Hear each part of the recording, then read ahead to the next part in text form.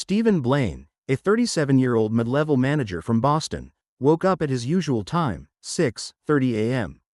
The sun barely managed to pierce through the heavy curtains when his smartphone rang, interrupting his slumber. Stephen yawned slightly, stretched, got out of bed, and headed to the bathroom, where a warm shower was meant to invigorate him before a long workday. Water ran down his body, washing away the remnants of sleep and gradually helping him wake up completely. Amid the sound of the water, Stephen noticed something strange: a small blinking light in the corner of the ceiling, near the ventilation grid. He squinted, trying to identify the source of the flicker. The ventilation looked normal, but something about its appearance was unsettling. A growing sense of unease forced Stephen to interrupt his shower and investigate what was bothering him. Wrapping himself in a towel, he moved closer and, standing on tiptoe, peeked inside the vent. What he saw shocked him. A miniature camera was installed inside the grid. It was carefully disguised, its casing blending seamlessly with the ventilation grill, while the blinking was barely noticeable, just a tiny LED indicating it was operational. Stephen froze for a few seconds, trying to comprehend what he had seen. He felt uneasy at the thought that someone was spying on him in his own home. His initial reaction was instinctive. He immediately picked up the phone and called the police. The operator's voice was calm and professional, which slightly reassured Stephen. Though the anxiety still lingered. "They're already on their way, sir. Please remain calm and don't touch anything until they arrive," the operator said before ending the call. Left alone, Stephen didn't know how to proceed. He felt vulnerable and humiliated, as if someone had invisibly intruded into his life, into its most personal space. Shortly after Stephen's call, the sound of police sirens filled the air near his house. Two detectives appeared at his apartment door: Joe Walker, a tall man with short dark hair and a serious expression, and his partner, Mark Williams, slightly shorter but with the same focused demeanor. "Are you Stephen Blaine?" Joe asked, showing his badge. "Yes, that's me. Please come in," Stephen replied, still in a slight state of shock. The detectives immediately headed to the bathroom, where the hidden camera had been found. Mark carefully examined the ventilation grid and removed the camera, trying not to damage it. "This is a professional setup," Mark noted as he closely inspected the device. "These kinds of cameras are used for high-level surveillance. Are you sure you haven't noticed anything suspicious in recent days?" Joe asked, turning his attention to Stephen. "Any strange calls, messages, or suspicious people around?" Stephen tried to recall anything significant, but his daily life was quite routine: home, work, meetings with colleagues, and the occasional weekend outing with friends. He shook his head. "No, nothing unusual. Everything has been as usual." The detectives continued to search the apartment, checking other potential spots for cameras or surveillance devices. The inspection yielded no additional results, leaving Stephen even more anxious. He felt like a target in a game whose rules he didn't understand. Joe and Mark returned to him and began asking questions about his closest contacts. Stephen mentioned his colleagues at work, his best friend Jake, and his neighbor Jerry, with whom he had had strained relations for a long time. Though not serious enough to suggest such an intrusion. "We'll start the investigation and try to trace the source of this camera," Joe confidently stated, putting on his cap. "But until we figure out who's behind this, be especially careful. Try not to trust anyone completely." When the detectives left the apartment, Stephen was left in complete solitude and uncertainty. He realized that the camera was just the tip of the iceberg.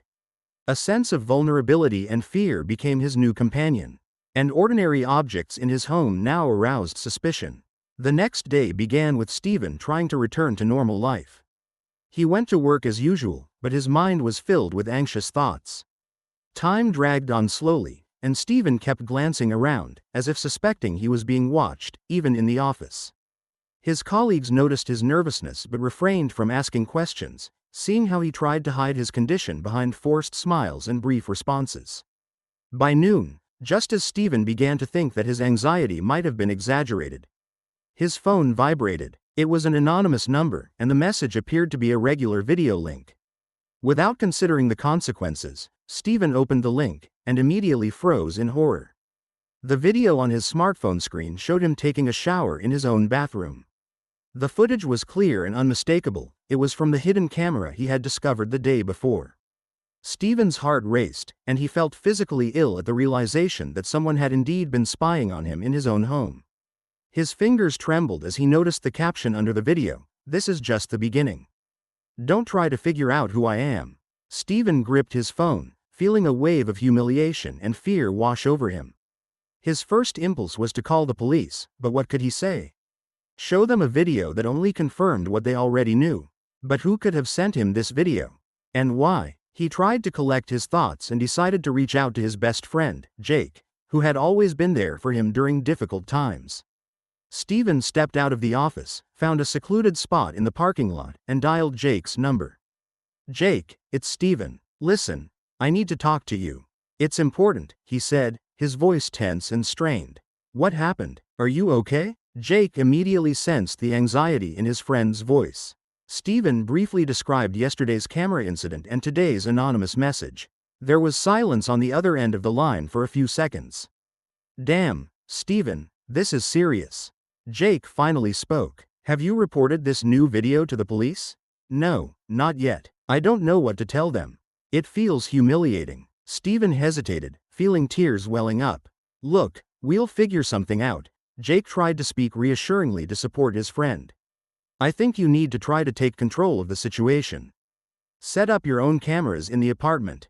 It might help you understand who's breaking in and provide us with some evidence."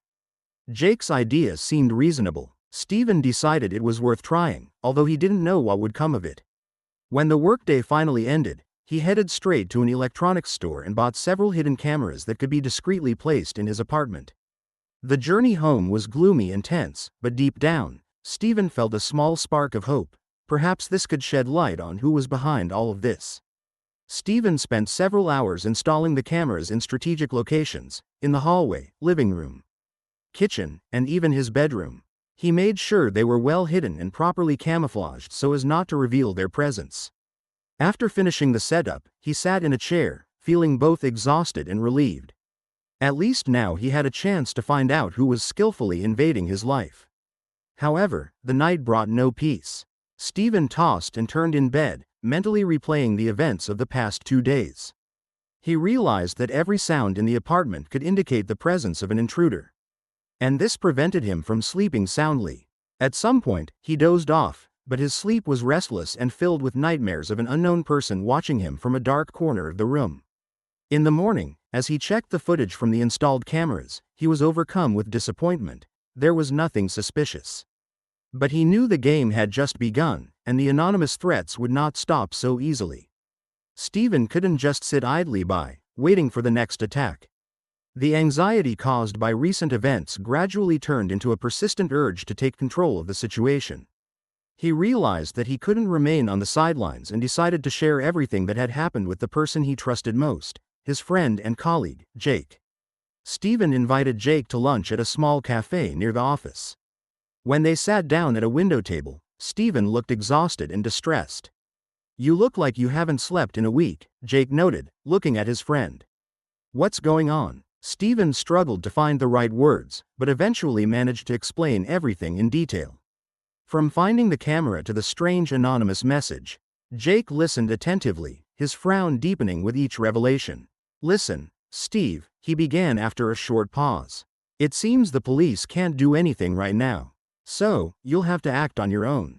I know it sounds crazy, but maybe you should install more of your own cameras and wait for the intruder to make a mistake.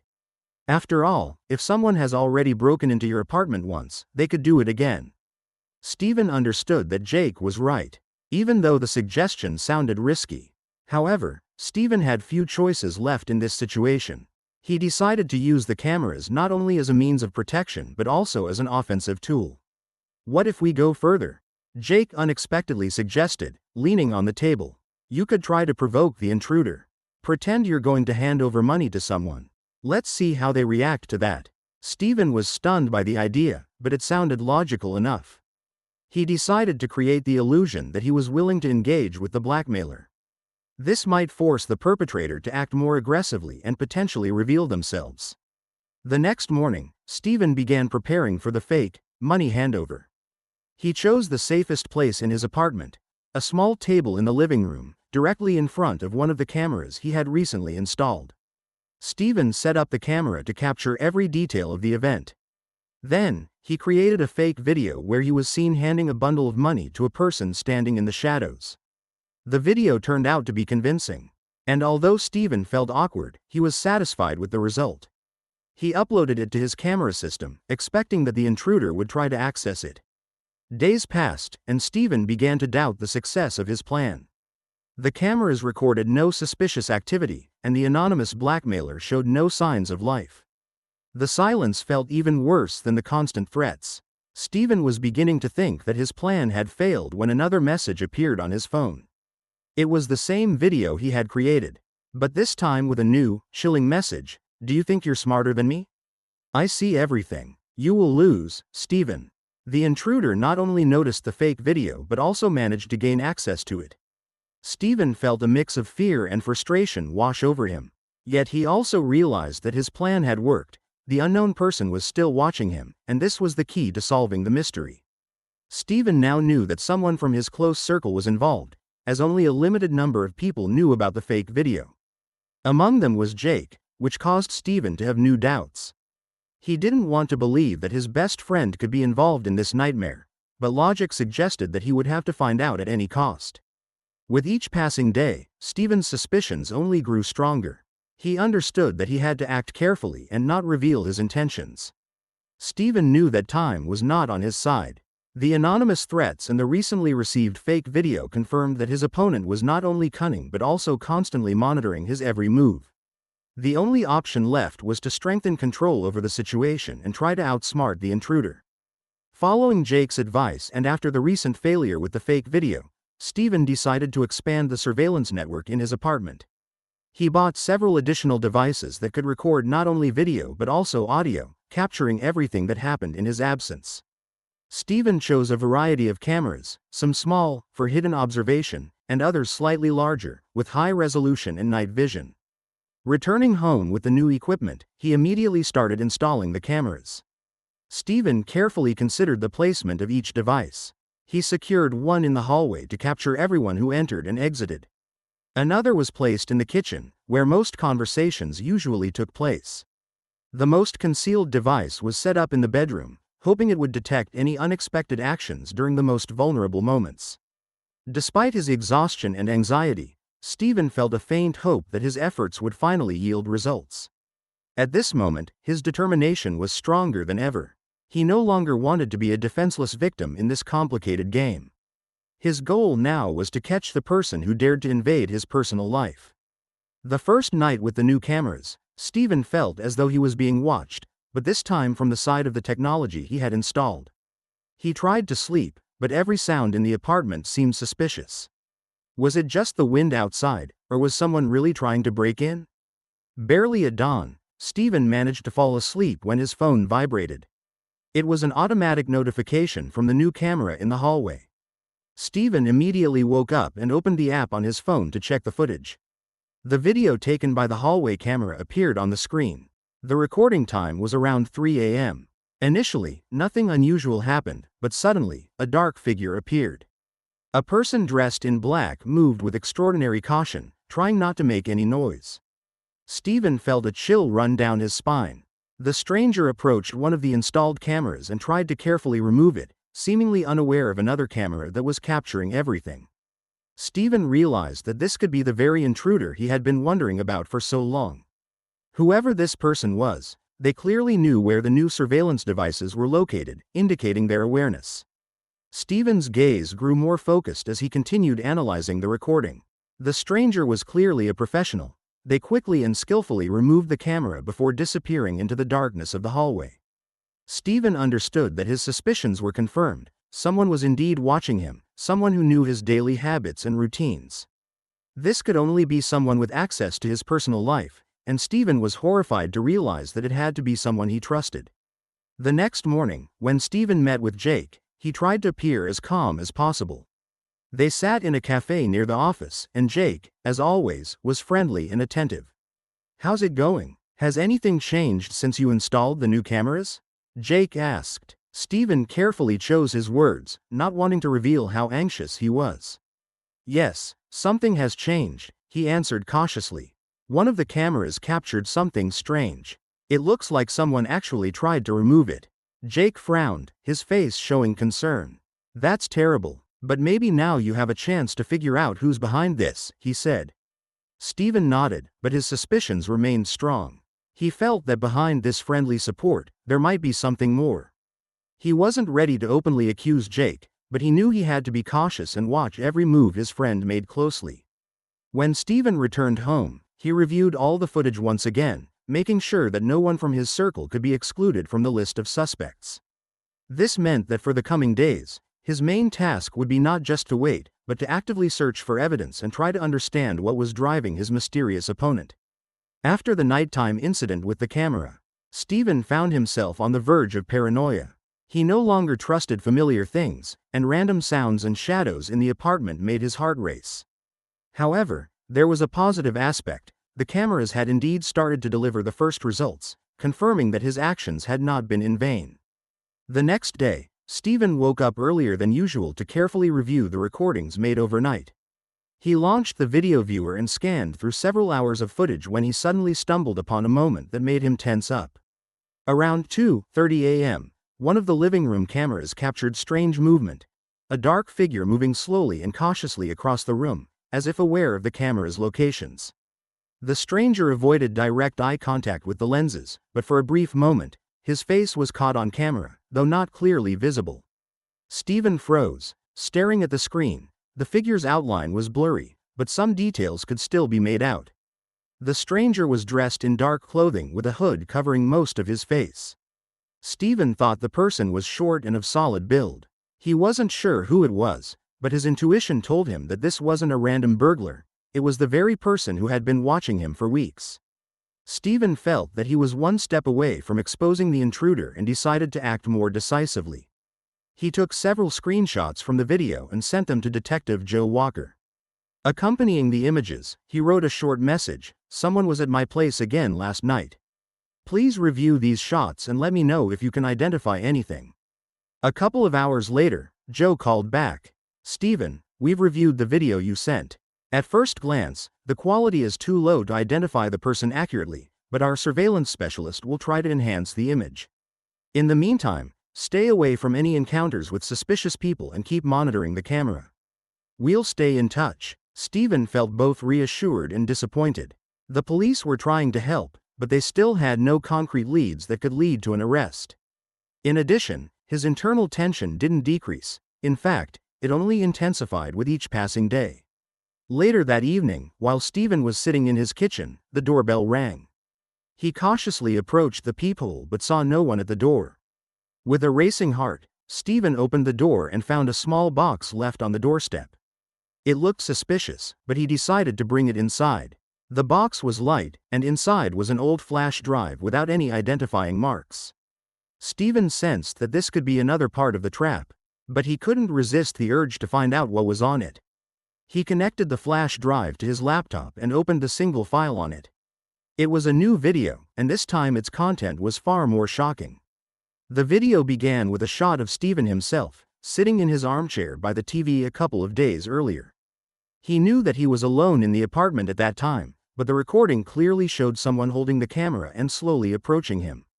Steven froze, unable to believe his eyes. The video captured a moment that he couldn't remember, as if someone had been watching him while he was too deep in thought or even asleep. Suddenly, the screen went black, and a message appeared: "You're closer than you think, but I'm still ahead of you." This threat was direct, leaving no room for doubt. The intruder not only monitored him but was confident in their superiority. Steven felt a mix of fear and anger consume him. He could no longer remain a passive observer in this game. Now he understood that he needed to take a new risk to lure the intruder out of the shadows. Steven decided it was time to strengthen his security measures while simultaneously attempting to take control of the situation. He realized that the person watching him clearly had access to his apartment and knew its layout. There were few options left: either it was someone he trusted, or someone who had gained access through external means, such as keys or lock tampering. This time, Steven resolved not just to monitor what was happening, but to actively manipulate events to draw the perpetrator out of hiding. Steven spent another night in anxious anticipation. He tried not to fall asleep, sitting in his chair, holding his phone, and staring at the monitor displaying live feeds from the cameras set up in his apartment. His gaze was focused, and his body tense. The empty silence of the apartment was suffocating, but Stephen knew that it was precisely in such moments that his opponent might strike. The night passed quietly, but in the morning, Stephen was awakened by the sound of an incoming message. He instantly grabbed his phone, feeling his heart begin to race. It was once again from an anonymous number, and the message contained a video from the camera he had recently installed in the bedroom. The video showed Stephen sleeping, while an unknown person in dark clothing crept quietly towards one of the cameras and looked directly into it, as if aware that he was being seen. Stephen felt a chill of fear. He clearly understood that his opponent was not just observing him but playing with him like a toy. At that moment, he opened the text message that accompanied the video. "I'm always one step ahead of you." This new threat left no doubt that the opponent was confident in his control over the situation. Unlike previous threats, this message was especially bold and mocking, as if the intruder was ridiculing Stephen's attempts to find him. Stephen realized that he was dealing with someone who not only knew his actions well but also had access to his apartment almost anytime. A sense of helplessness gripped Stephen once again, but along with it came a surge of anger. He couldn't allow himself to continue living in constant fear and under the will of an unknown opponent. He understood that to achieve his goal, he would have to take extreme measures to outwit the intruder. Stephen picked up his phone and called Joe Walker, the detective handling his case. "Joe, I just received another video. The person knows about my cameras and is still one step ahead. It's becoming dangerous." Stephen's voice was tense but firm. Joe paused briefly, processing what he had heard. "This is serious, Stephen. You need to be extremely cautious. We will continue the investigation, but we can't promise quick results. It's important that you don't take reckless actions and stay safe," he replied. Stephen thanked the detective and hung up.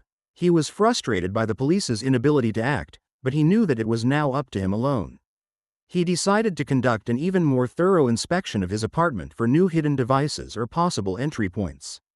After an hour of searching, he found nothing new, which only added fuel to his anxiety. It seemed to him that every corner of the apartment hid a threat, and every noise could be a harbinger of danger. Stephen decided to do what he had previously tried to avoid. He sent the video and message to his wife, Ashley, who was living separately due to their temporary separation. He hoped that she could offer a fresh perspective or at least support him during this difficult time. He knew Ashley was a strong woman who knew how to handle challenging situations. A few minutes after sending the message, Stephen's phone rang. "Stephen, this is insane. You need to get more serious security or at least leave the apartment for a while." Ashley's voice was filled with genuine concern. "I know, Ashley, but I can't just leave. It would only show him that he's won. I need to see this through." Stephen tried to sound confident, even though he knew deep down that his decision was unsafe.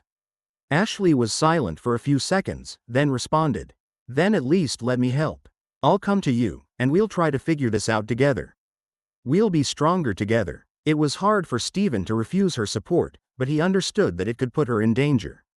He sighed and, with a hint of hesitation in his voice, said, "All right, but be careful. I don't know how dangerous this all is. But maybe you're right, together, we have a better chance." Ashley agreed, and they planned to meet the next day. Stephen felt that the situation was spiraling out of control, but having his wife back in his life could be a crucial step in this game. However, he still understood that his opponent clearly wasn't planning to back down.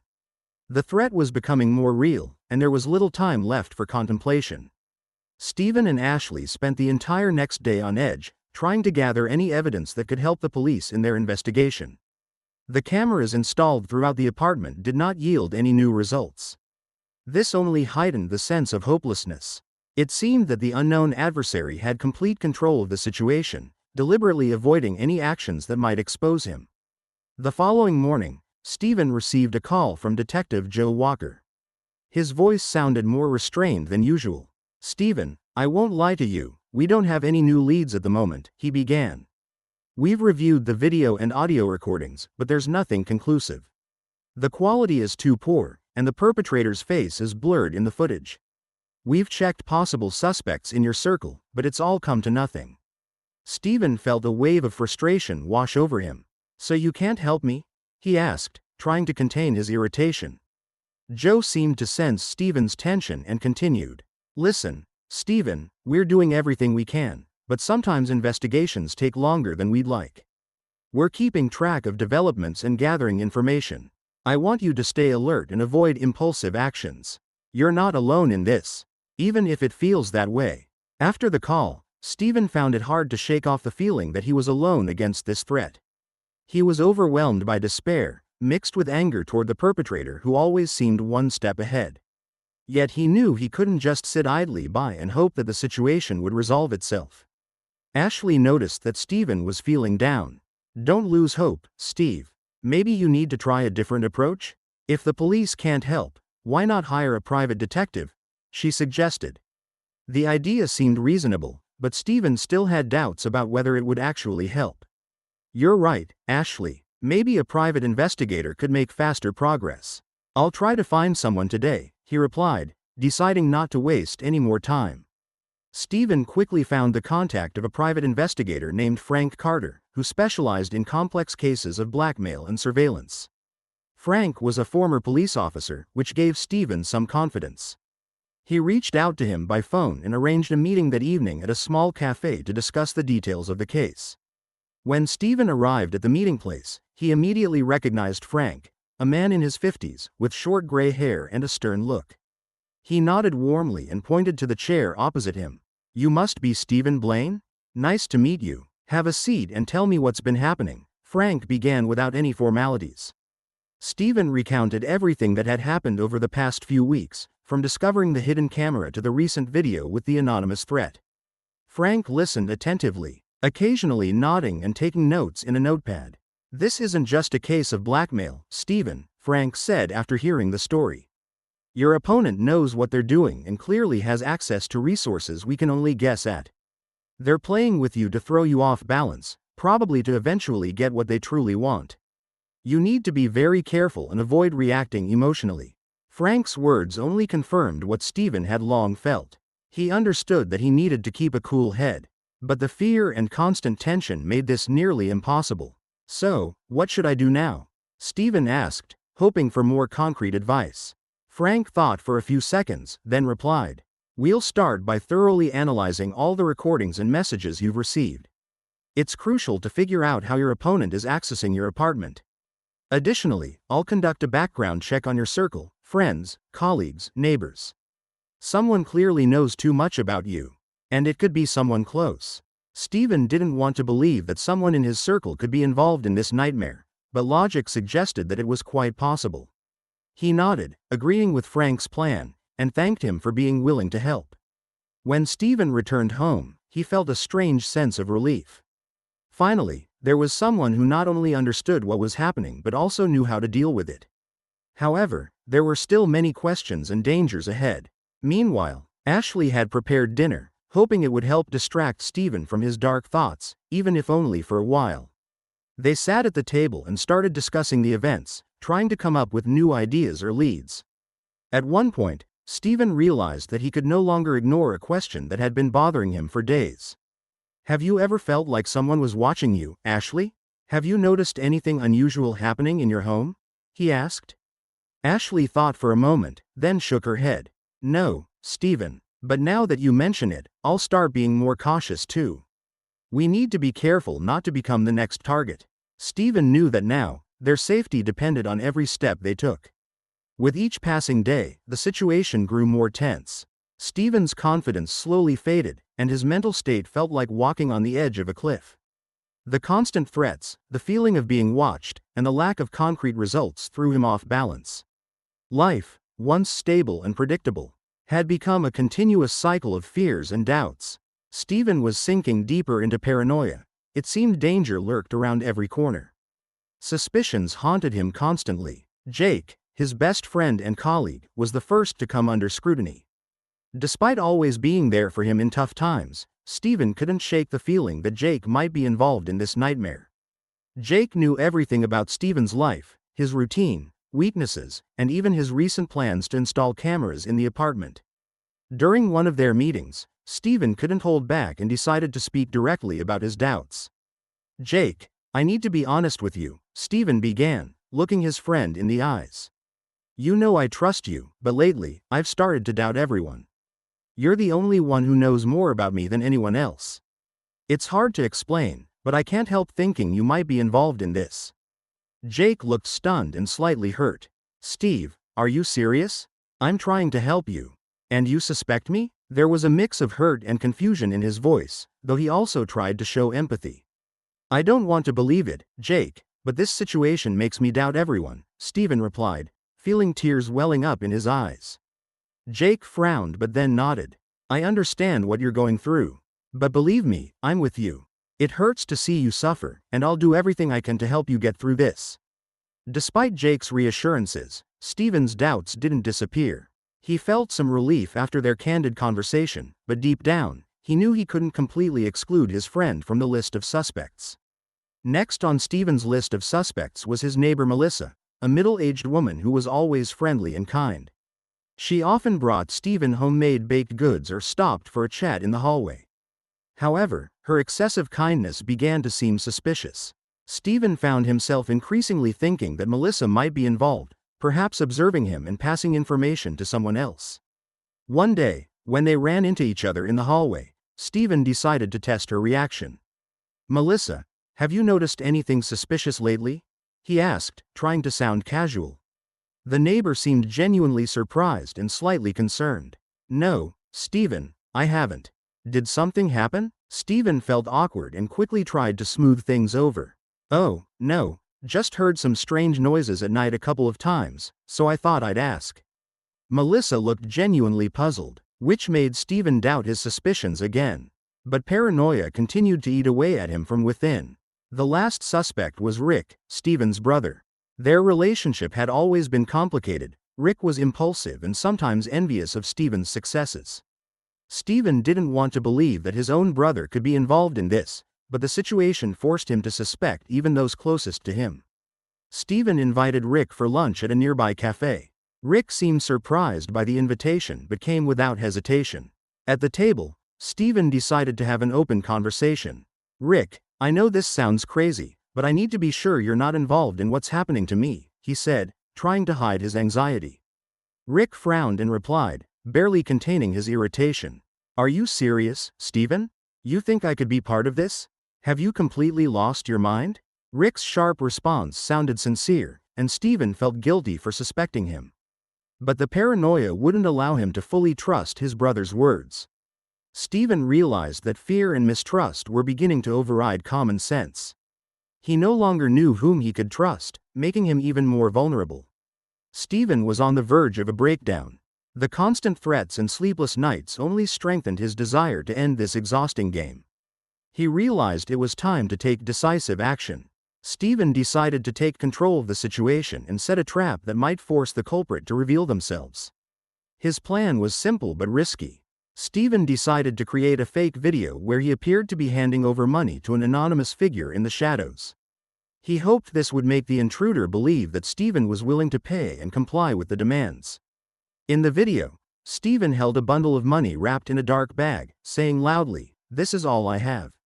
I won't pay anymore." He did his best to make the footage look as realistic as possible. After creating the video, Steven uploaded it to his camera system, giving the intruder a chance to access it. He knew the culprit was monitoring his actions and would soon see the video. All Steven could do was wait. Several days passed, and Steven began to doubt the success of his ruse.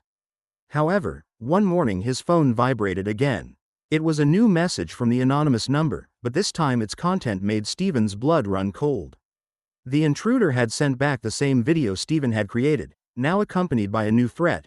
"Do you think I'll fall for this? You'll lose if you don't pay for real." Steven felt a mix of fear and a grim sense of satisfaction. The intruder had taken the bait, and it seemed that he was genuinely interested in getting the money.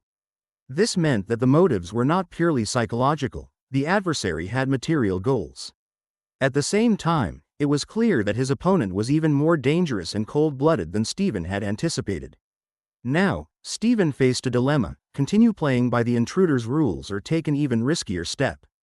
That evening, he shared the latest developments with Ashley, who was both surprised and alarmed.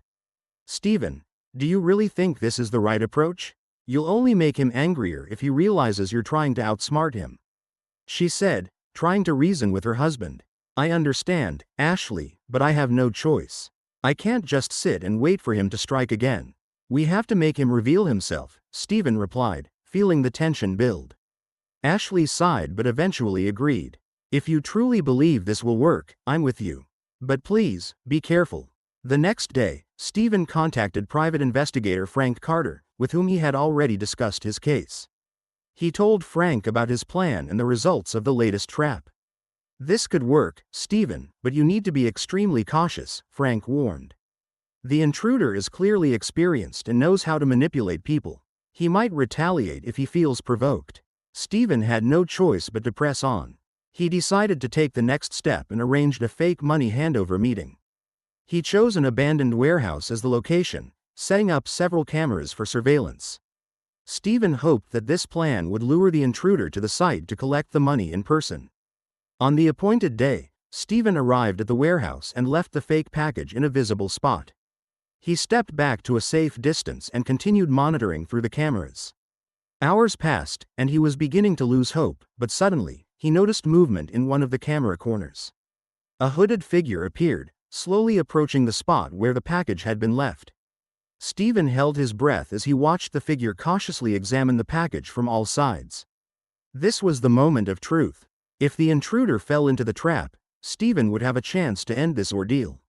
Stephen was fully consumed by his plan. The trap set at the deserted warehouse seemed like the best chance not only to catch the intruder off guard but also to finally identify who was behind all the threats. However, the results of his attempt were ambiguous. The hooded figure caught on camera clearly knew what they were doing. The intruder carefully picked up the fake package, checked its contents, and, upon realizing it was a decoy, tossed it aside in clear frustration. He left the meeting place immediately, leaving no trace behind. Stephen felt a mix of bitter defeat and a faint sense of satisfaction. His plan had at least partially worked. The intruder showed up. But now Stephen had a new concern. This person clearly understood that Stephen was willing to go to extremes to catch him. This meant that the intruder might escalate to more aggressive measures. Returning home, Stephen started replaying in his mind all the people who could be involved in the situation. He found himself increasingly thinking about Jake. On one hand, Jake was his most reliable friend, always supportive and genuinely caring. On the other hand, Stephen couldn't ignore the facts. Jake knew everything about his life and even knew the details of the warehouse plan.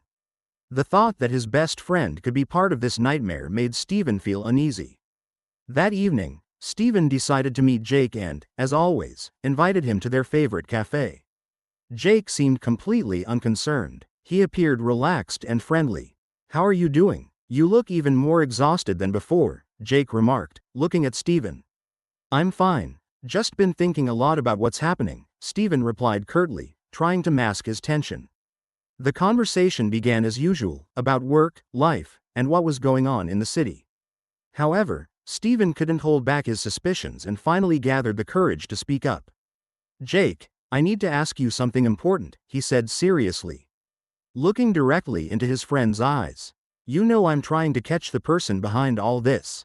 But I'm starting to think that someone close to me might be involved." Jake tensed up but tried to stay calm. "What are you talking about, Steve?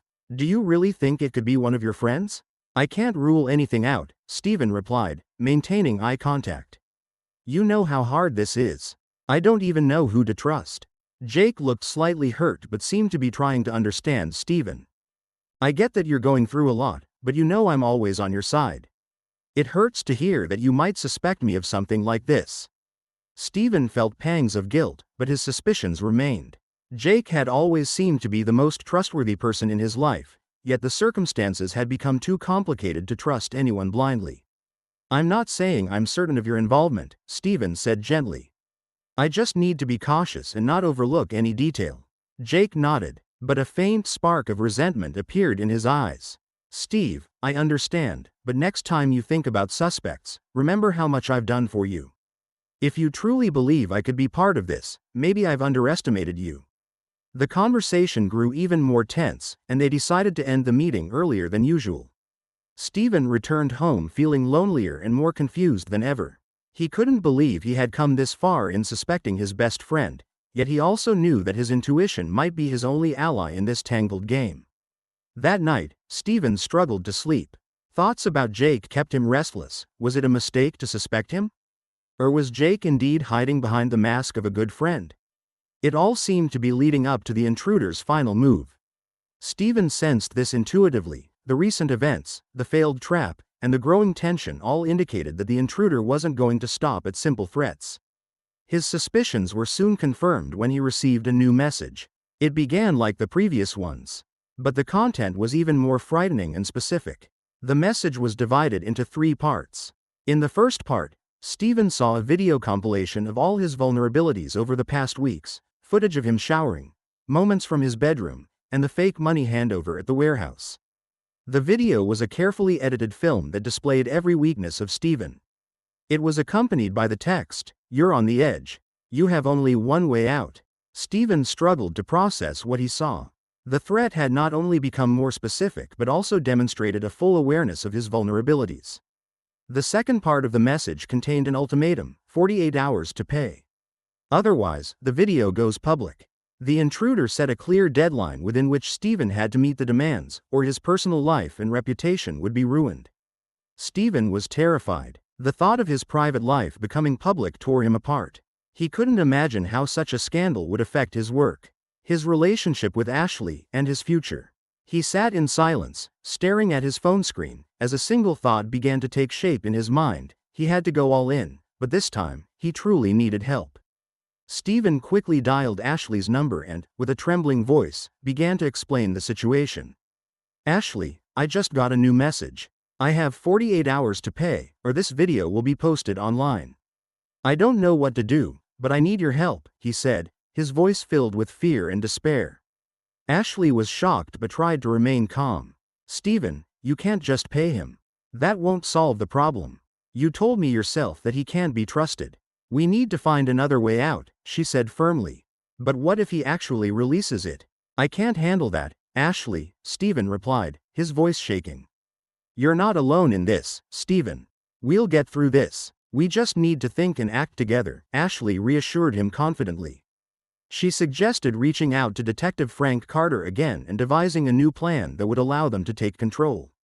Ashley believed they could use the intruder's ultimatum against him, luring him into a more controlled situation. Stephen agreed and contacted Frank. He described the contents of the latest message in detail, and the detective immediately grasped the seriousness of the situation. "This is clear blackmail, Stephen. But now we have a specific deadline, and that can work to our advantage. We can use his greed against him," Frank said as he analyzed the message.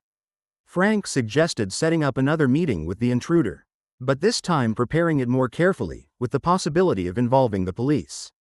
Stephen would need to pretend he was willing to comply and pay the demanded sum to secure a specific place and time for the meeting. The next day, Stephen contacted the anonymous number and sent a brief message, "Ready to pay. Where do we meet?" The reply came almost immediately, "Park on the city outskirts.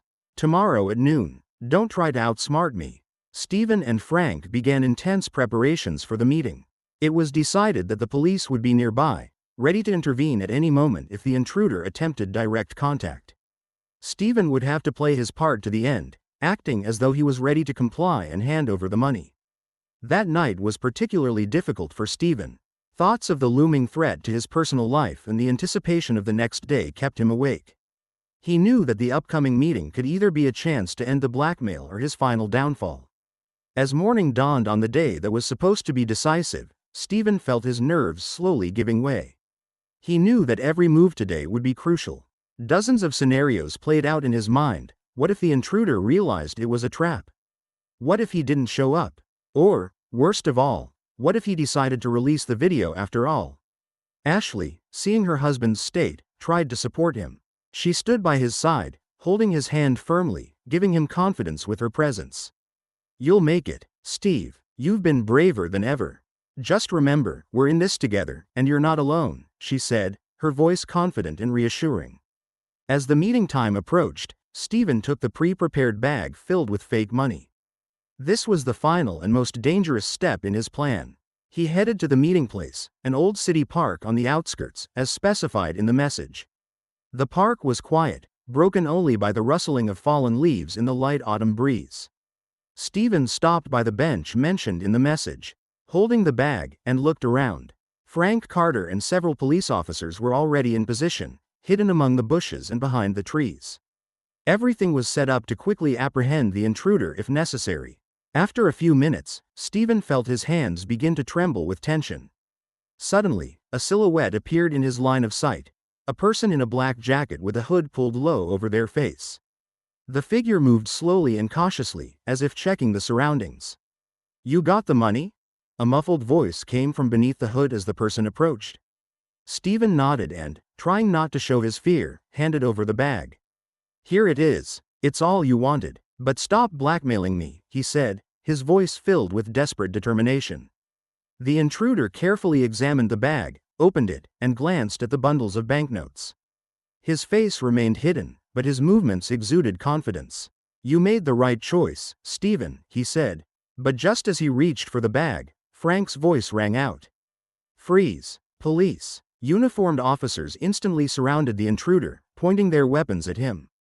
The person tried to flee, but he was quickly tackled to the ground. Stephen stood nearby, unable to believe what he was seeing. His heart pounded in his chest, and a single thought pulsed in his mind: is this really it? He moved closer to get a look at the apprehended man. When the police removed the hood, Stephen saw a face he least expected. Jake? Stephen couldn't believe his eyes. His best friend, the one he trusted the most, was the intruder. "Yes, it's me, Steve," Jake replied with a slight smirk, making no attempt to justify himself. "You were always too naive. I knew that sooner or later you'd start suspecting me, but you never really saw who I was." Stephen stood frozen, unsure of what to say. He couldn't comprehend why Jake would do this. Everything they had been through together now seemed like a lie. "Why, Jake? Why did you do this?" Stephen asked, his voice shaking with pain and betrayal. "You were always ahead, always achieving everything, while I stayed in your shadow. I never had a chance.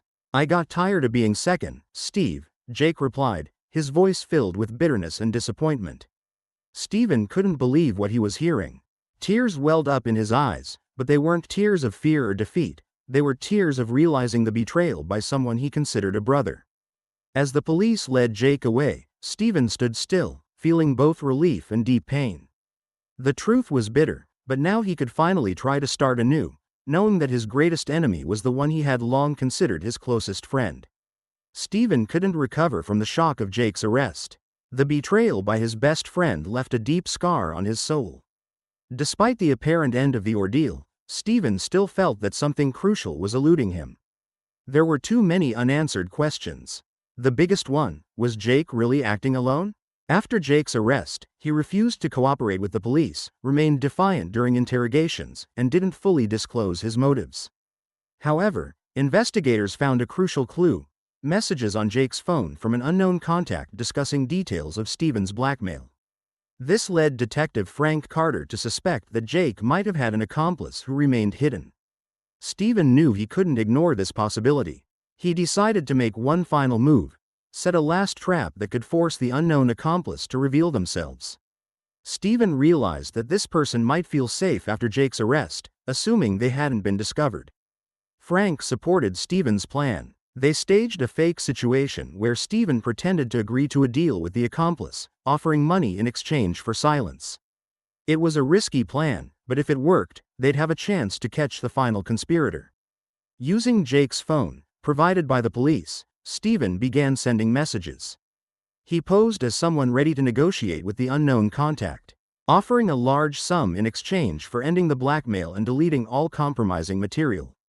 Surprisingly, the reply came quickly. Within a few hours, a message arrived with a new meeting demand at a safe location.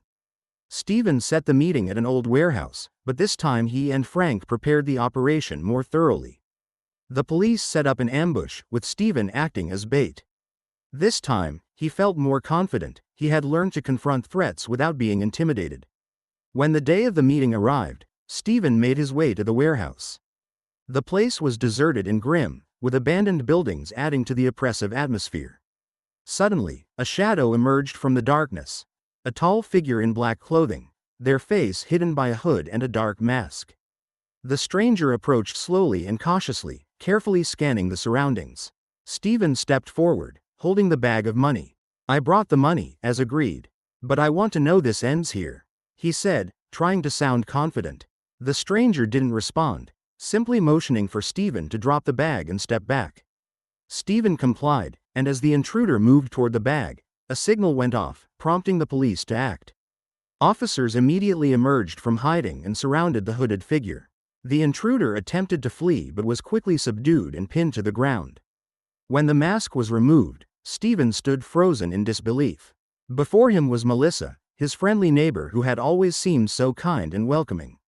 "Melissa?" Stephen exclaimed, unable to comprehend what he was seeing. "You don't understand, Stephen. This wasn't just about the money," Melissa said, her voice filled with bitterness and frustration. "Jake was just the weak link. I had my own reasons, and you'll never understand them."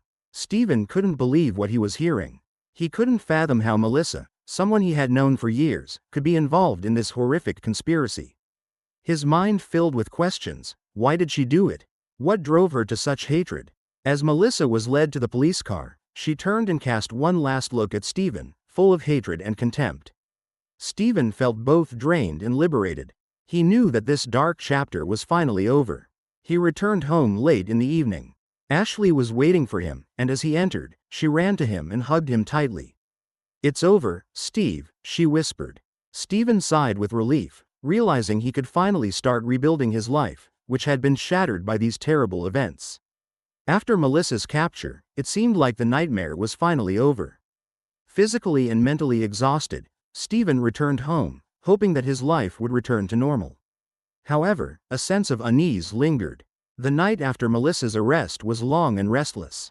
Stephen lay in bed, replaying every detail, every step that had led to the capture of the culprits. Something still felt unclear. The next morning, Detective Frank Carter called. "Stephen, I have news that might interest you," he said with a serious tone.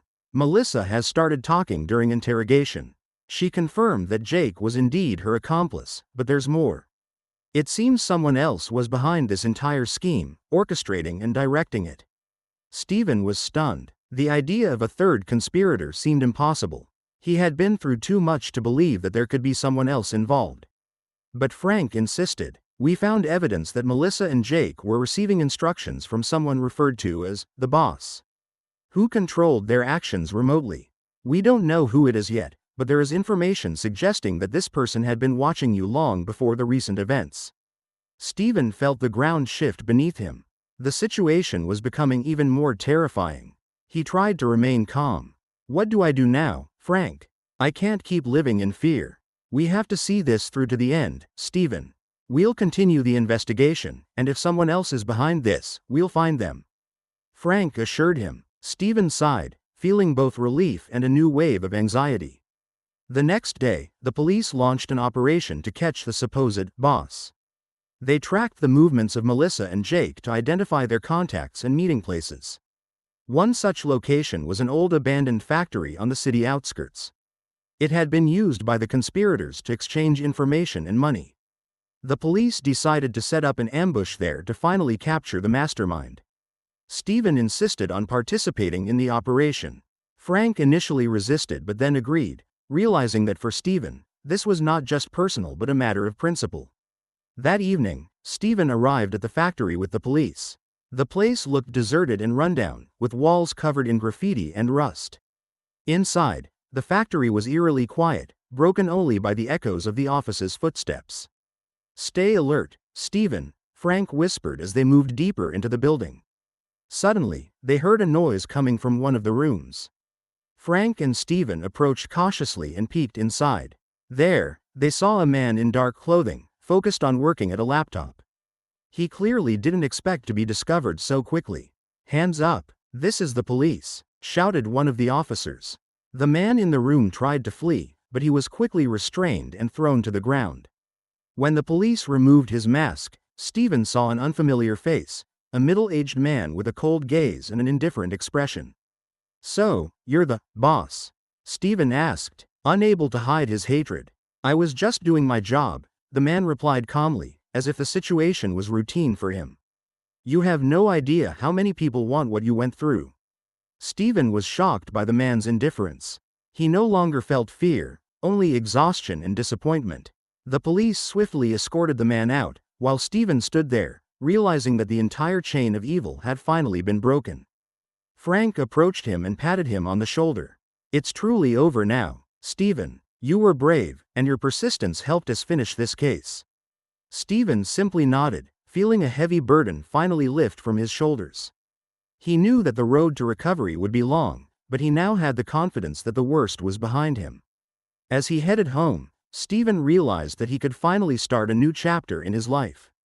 It would be hard, but he knew that no matter how tough it got, he had endured. After capturing the boss, it seemed like Stephen's nightmare was finally over. But despite the apparent closure, he still felt that something was left unresolved. The realization that he had been manipulated throughout this ordeal haunted him. It was as if there was still one unsolved piece in this dark puzzle. Stephen tried to return to normal life. He resumed work, started meeting with friends, and even went to the movies a few times with Ashley, who had been his main source of support throughout the ordeal.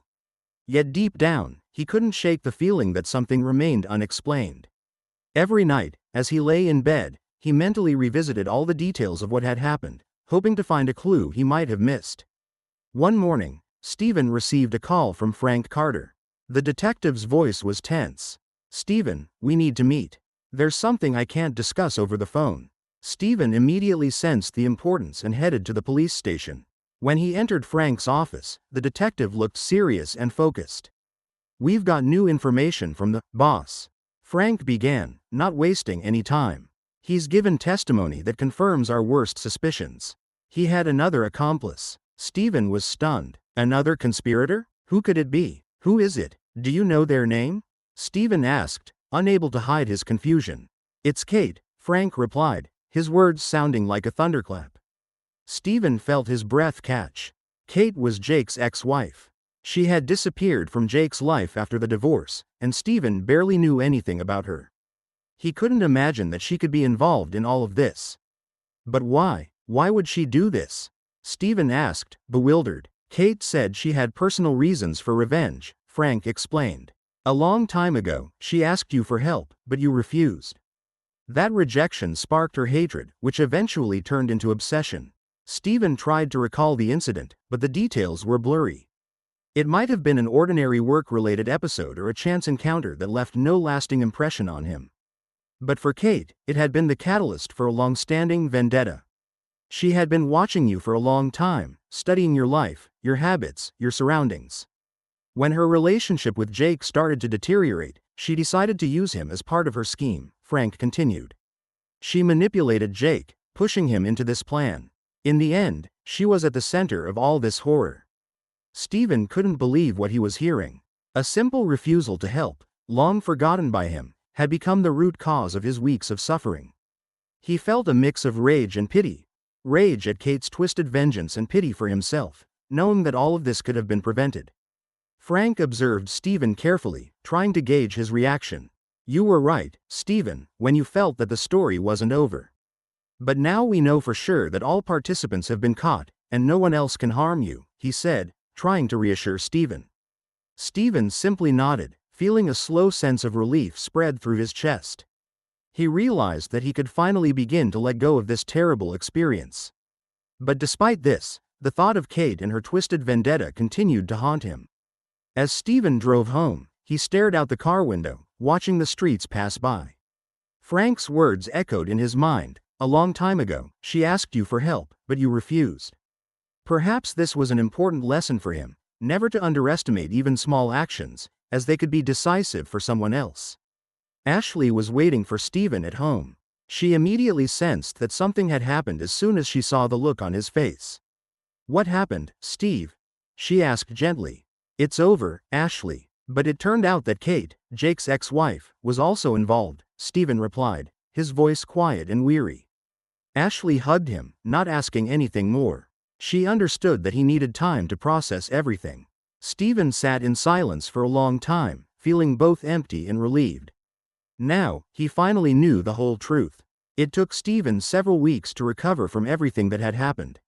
It was still hard for him to believe that it was truly over. The world finally seemed to be returning to a normal rhythm, although the scars left on his soul remained deep. Stephen resumed work, trying to avoid thinking about the past months. His colleagues were polite and empathetic, but no one dared to ask him directly about what had happened. He tried to focus on the tasks that once brought him satisfaction, but he often found his thoughts drifting back to the events of the past. Ashley, as always, was his support. She stayed by his side as often as possible, helping Stephen deal with lingering fears and anxieties. Their relationship, tested by the harsh circumstances, had only grown stronger. One evening, as they were having dinner, Ashley suddenly said, "You know, Steve, I never doubted you'd get through this. Your willpower and persistence got you through it all." Stephen smiled, feeling warmth spread through him at her words. "Thank you, Ashley. I couldn't have done it without you," he replied sincerely. He realized that despite all the horror he had endured, he had gained clarity. The truth, as bitter as it was, allowed him to move forward. Stephen recognized that, although the betrayal and blackmail had dealt him a heavy blow, he had stayed true to himself and his principles. Later, Stephen decided to meet with Frank Carter to express his gratitude for the help and support. They met at the same cafe where they had discussed the plan to capture the culprits. Frank looked slightly tired but satisfied with the case's outcome. "So, Stephen, how's life treating you after all this?" Frank asked with a smile. "It's tough, but I'm managing," Stephen replied. "Thank you for everything, Frank. I know it wasn't an easy case, and without your persistence, we'd never have reached the end." "You were brave too, Stephen," Frank said, shaking his hand. "Many would have given up sooner, but you kept fighting, despite everything that happened." The conversation with Frank reinforced Stephen's sense of closure. He could finally be certain that all loose ends had been tied, and his adversaries had received the punishment they deserved. Returning home, Stephen reflected on how to learn from the experience. He realized that his goal now wasn't just to return to his old life, but to make it better. He became more attentive to those around him and more sensitive to the needs of others. This experience had taught him that small actions can have significant consequences. Several months passed, and Stephen gradually learned to live with a sense of safety.